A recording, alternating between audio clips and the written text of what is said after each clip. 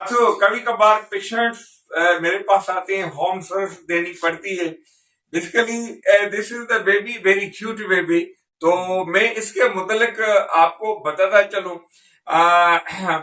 Basically इसको थोड़ा gastro intestinal problem हो गया है। मीन्स से इसकी जो कंप्लेन है कि इसको मोशन है, एक दो मोशन दिन में पास करती है और कभी कभार जो है ना वो वॉमिटिंग करती है।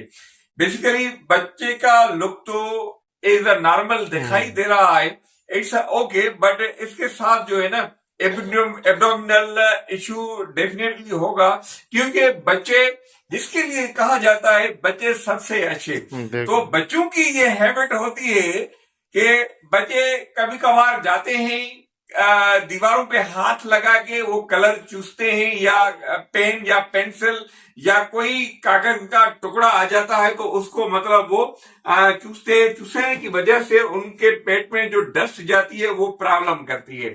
वैसे ये बच्चा जो है ना अंडर 2 years ऑफ एज है, और जो बच्चे अंडर 2 years ऑफ एज होते हैं उनके साथ मोस्टली ये प्रॉब्लम होता है, और उन बच्चों के साथ भी प्रॉब्लम होता है जो बाहर का मतलब खीर पीते हैं या बाहर की चीजें खाते हैं। स्पेशली इसीलिए हम जो है ना फोकस करते हैं कि बच्चों को 2 साल के लिए माँ का दूध पिलाया जाए और सफाई सुथराई का ख्याल रखना चाहिए।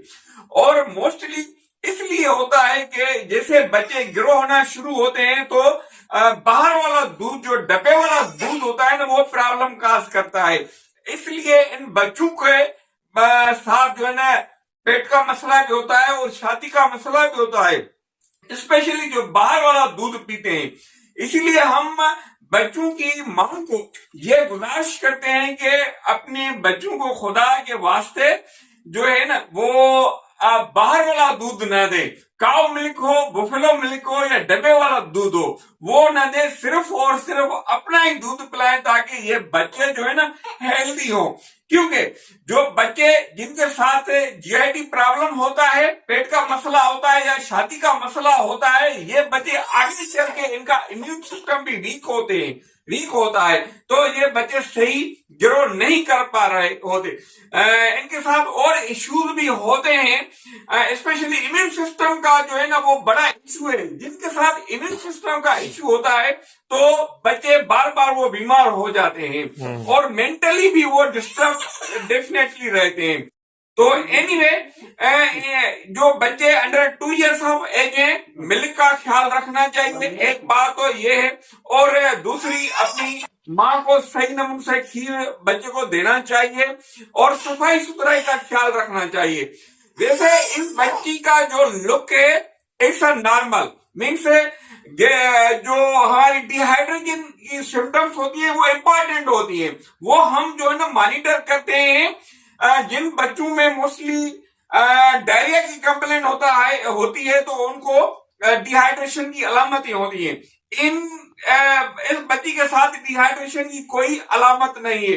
हालांकि this baby is little bit irritable, मतलब वो इसलिए है कि 1 2 3 मोशन किए हैं और मोशन जब पास हुए हैं तो डेफिनेटली उसके साथ जो हमारी निमकियात होती है वो जाया हो जाती हैं। जब वो निमकियात जाया हो जाती है तो बच्चा इरिटेबल हो जाता है। तो इन जैसे बच्चों को ओआरएस की नीड है, ओआरएस या स्पेशली जो जिंकेट सल्फेट हम बच्चों को एडवाइस करते हैं वो इम्पोर्टेंट है। बाकी एंटीबायोटिक का कोई ऐसा रोल नहीं है, सफाई सुथराई रखनी चाहिए। WHO भी रिकमेंड करती है कि जिंक सल्फेट जो है ना वो इन जैसे बच्चों को देनी चाहिए, और ओआरएस, सिर्फ इसकी यही ट्रीटमेंट है।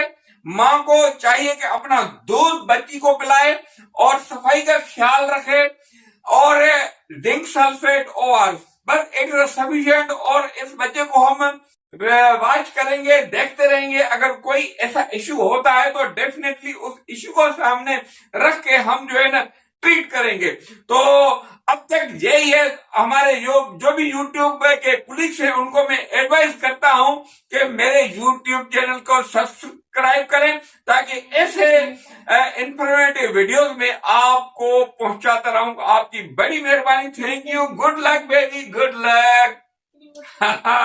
Very nice.